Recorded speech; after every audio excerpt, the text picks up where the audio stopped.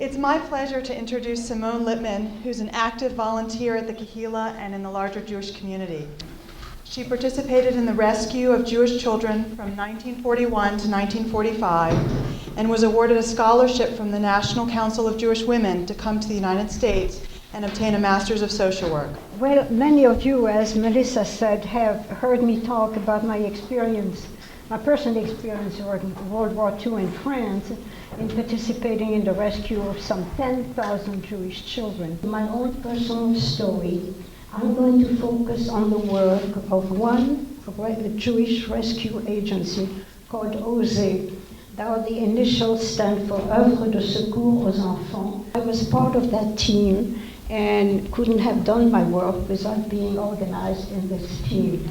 After the invasion, OSE's activities expanded to include medical assistance in the internment camps. Early in 1941, under the direction of OSE, at the age of 21, I came to join two other OSE workers already in Euvre, one a male physician, another a student in philosophy. Euvre is right down here at the border of Spain. This line here indicates the demarcation zone. This is the northern part of France. France has the shape of a hexagon. So imagine the hexagon going up there and coming down this way.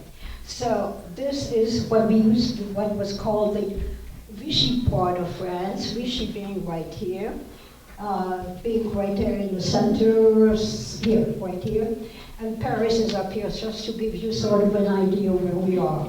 So as you can see, after the invasion, the children's home moved into the south of France.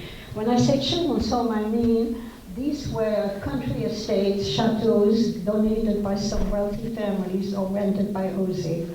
And then OSE's, at that time then, after the invasion, OSE's activities expanded to include medical assistance in the internment camps, where foreign-born or stateless Jews were being confined under the most inhuman conditions. And the black dots that you see down here are the internment camps. Down here, and out here. I did not mark the ones in the northern part of France. There are 6 of them over there, too.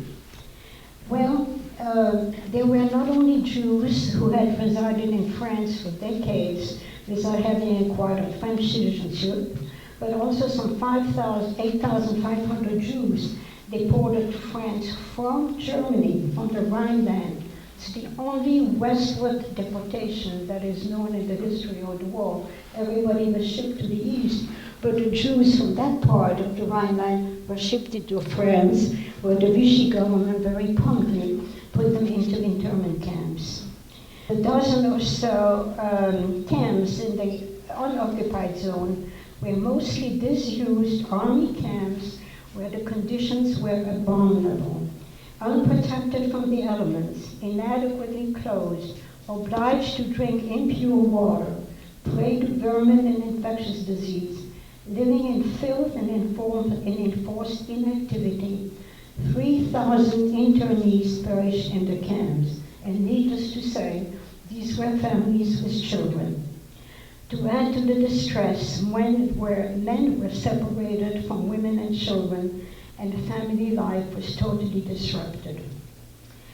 Early in 1941, under the direction of OSE, special teams of workers took residence in the major camps. So it was that in the late 1941, at the age of 21, having completed a degree in early childhood education at the School of Social Work, I came to join two other OSE workers already in Euvre, one a male physician, another a student in philosophy. Euvre is right down here at the border of Spain. Euvre and Gurs, these two camps were the most infamous ones. There were still languishing in Euvre some Spanish refugees from the Franco Wars who had been there already since the time of the war. Now, my family had lived, I have to give you a little bit of a personal background. I'm originally from Strasbourg, which is up here. This part is called Alsace and a part of Lorraine. And that's where I grew up and that's where I lived.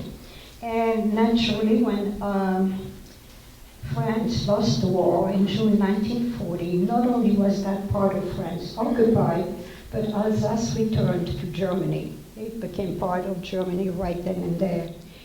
Now, it so happened that at the time the war started, the whole population of Strasbourg had to be evacuated. So I guess the French themselves didn't believe very much in the Maginot Line anyway. So because it was the most exposed city, everybody was forced to leave, and the most of the population resettled there in the area of the Dordogne and the other area in the center of France. Now my family was able to leave from Strasbourg and move temporarily here. But then the invasion came in May 1940, and we fled. So people always ask me, where did you go? I said, I didn't know where we were going, but I knew where we were leaving. We were fleeing because the Germans had invaded Belgium and Holland. And one morning, when we got up, we saw the French army completely in disarray, streaming through the streets. It was a Shabbat morning. My parents had never been in the car on a Saturday morning, but we loaded the car with whatever we could put on, mattresses on top. You've seen those refugees on the roads. That was us. And there was my parents, my brother, my grandmother, and then there was another family that had a car, and there were a handicapped girl and a grandmother, but the men were in the army, and they wanted somebody to drive their car. So I'd had 2 driving lessons, so I drove. And we drove for 5 days and 5 nights. And we went and we drove from here all the way down here. And after the 5th day, we stopped because the Germans had overtaken us and were already ahead of us, and there was no need to continue. And when the armistice was signed, of course, and Alsace was returned to Germany, all the Jews of Alsace were expelled. They were given 24 hours and a small sum of money and 1 suitcase, and they were all shipped to the demarcation line to manage and for themselves. And so we had left behind twice things in Strasbourg, in the second place. And my family was able to settle in a farm right here in the southwest of France, where they would stay for the next 5 years. At least they had food, if not security, but I'll tell you later about what happened to them. Well, while I was there, I thought this was a very short time, milking the cows and helping with the farm work. I got contacted with one of my former leaders of the Jewish Scouting movement, asking me to come and work in the camp in Rivesaltes. To this day, I feel a great deal of guilt not having known what was happening and that there were all these camps in France. We were in this little farm in the mountains there, and we really didn't know what was happening. The German occupiers did things in increments, and at first we as French Jews were sort of not directly under attack, although one of my uncles was in the first deportation convoy in 1941 already, because he happened to be at the wrong place at the wrong time and was taken up in a roundup. Now, they're calling us now voluntary internees, and this is true. We really lived into the camp, except of course we were free to come and go. There was, besides OZE, there was the Quakers, the YMCA, the Unitarians, the Swiss Relief, and together we all worked to try in every way possible to improve the daily life of the internees. And together we all worked to try in every way possible to improve the daily life of the internees. We established infirmaries, clinics, and nurseries with nothing. And we tried to create programs for children. And through a long process involving some semi-legal maneuvers, the important thing was to get them out. We didn't know what was going to happen. Deportation hadn't started yet. To place them in one of the children's homes, which I have pointed out to you on the map. Through the generosity of prominent Jewish families, large residences and chateaus were made available for that purpose. That here we were, 21-year-old kids. The children attended, these were Jewish children's homes, it was Jewish children, they attended the public schools, and we provided them with all kinds of activities and Jewish education. It was so wonderful to hear when I was reunited with some of the children that they remember their time in their children's home are one of the best ones as of the war years. Remember, these were staffed by educators, doctors, nurses, who were not allowed to work anymore as Jews. We really, by the time, the middle of 1942, we had probably gotten practically all the children out of camp.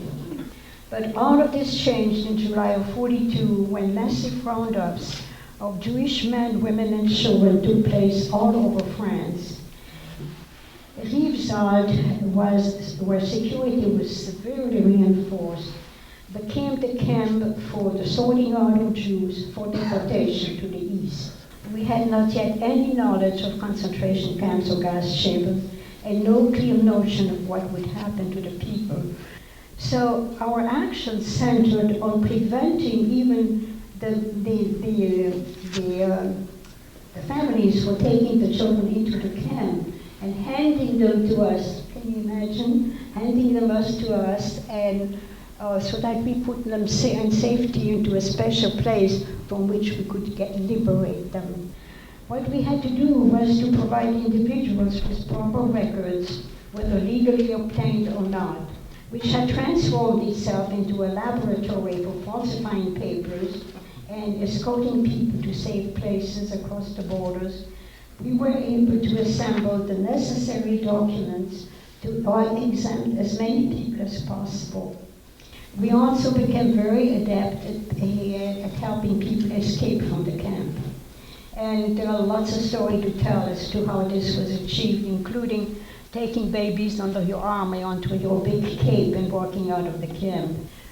On August 21st, 1942, the first train departed from Rivesaltes with 900 adults, and in spite of our efforts, 82 children between the ages of 2 and 18. At the very last moment, we were able to put together an exempt file for some 20 people with children under the age of 4. 2 of us social workers walked the length of the train to remove those 20 people. 6 years ago now, I attended a meeting again of hidden children.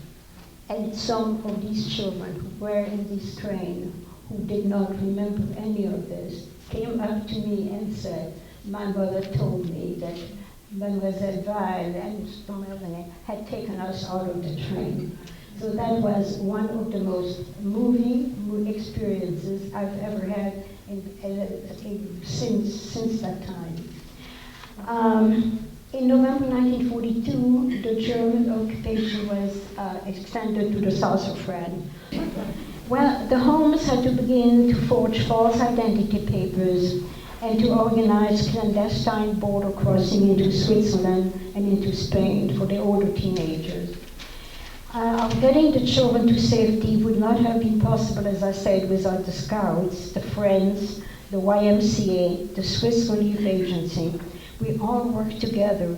And the Amitié Chrétienne, which is another Protestant agency, that was extremely active in underground work. From the summer of 1943 on, it became clear that it was imperative to shut the homes and disperse the children of all ages. Actually, the Germans came to round up whole children's homes with their counselors and deport them. We had really had to close the home, and I was then recruited into OZ's underground network. The network had to appear completely independent from the official OZ and from any other Jewish agency. In response to many acts of sabotage, the Germans staged raids, mass arrests, house searches, and executions. OZ officers were raided and had to be moved in the number of times.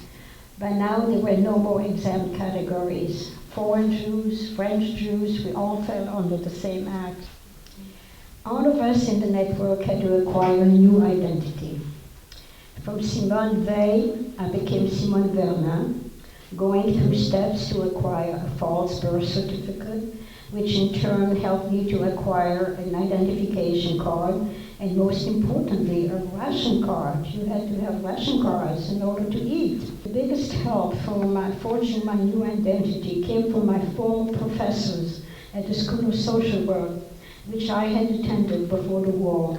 Without hesitation, they established references for me in my forged name, predating them to 1938.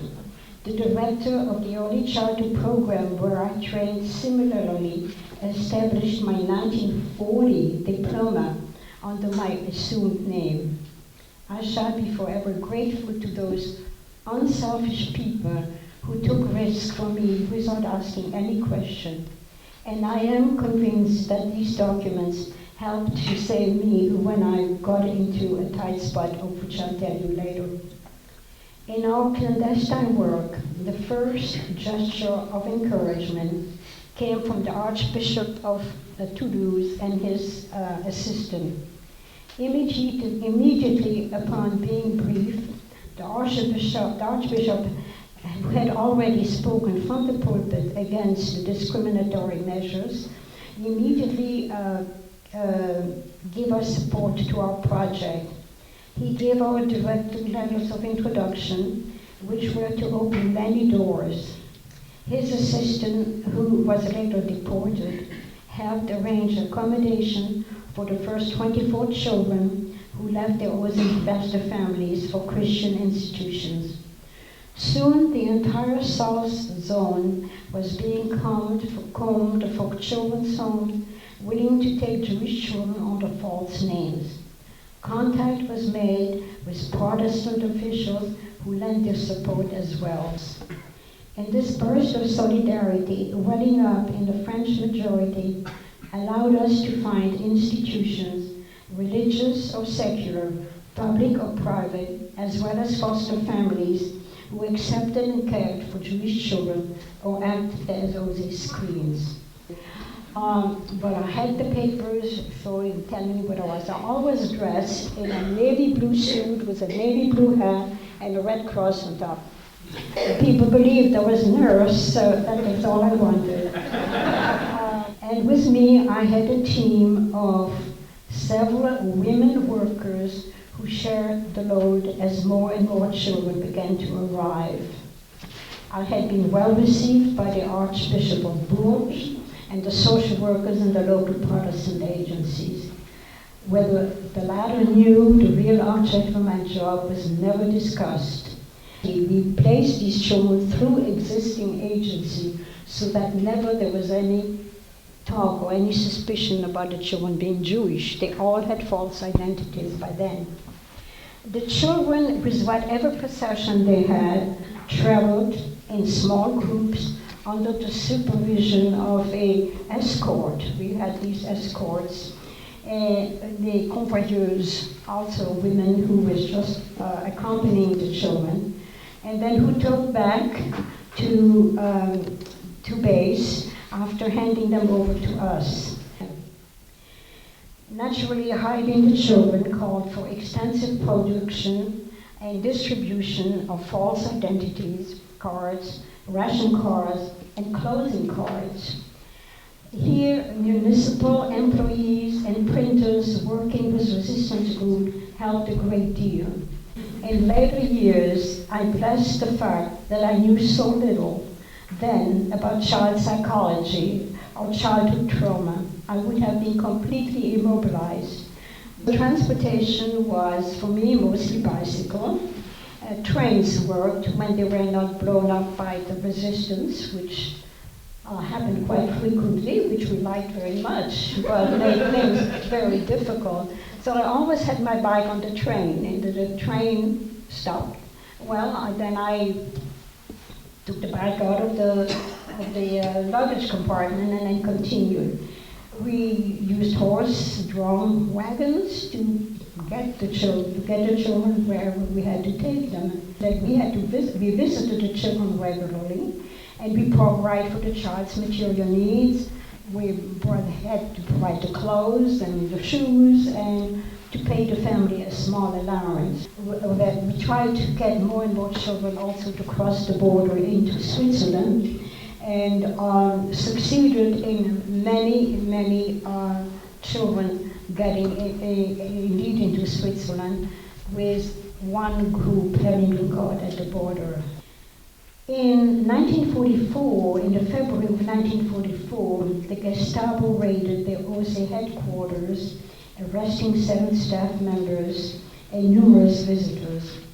All the offices and all the OSE offices all over the south of France were closed, and now OSE's legal activities came to a complete end. The Germans vented their rage on the civilian population.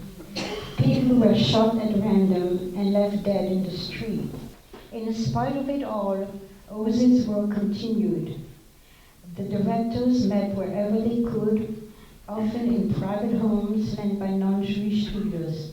Children left on their own, and refugee families were never abandoned. Wherever we could intervene, we did. We were standing in front of a pastry shop, and you know, everything was rationed, but there were some pastry shops that were providing some pastries without coupons. You didn't have to give your ration coupon. We don't know. We thought they were made with sawdust or God knows what else. But anyway, it looked good, and we went in, and when we came out, a young man with a big book under his arm asked us to follow him. And he opened the book, and it was not a book, it was a box in which was a gun. And my friend lived in Limoges, and we had no choice but to follow him. And we followed him, and we went to her apartment. And I stood very quietly on the side while they ransacked the apartment. I very quietly and gently and asked to go to the bathroom. And they let me. And when I got into the bathroom, I was able to undo my pocket, because in the lining of my pocket, I had coded lists of children, as well as some very incriminating papers. And that's what I was most worried about.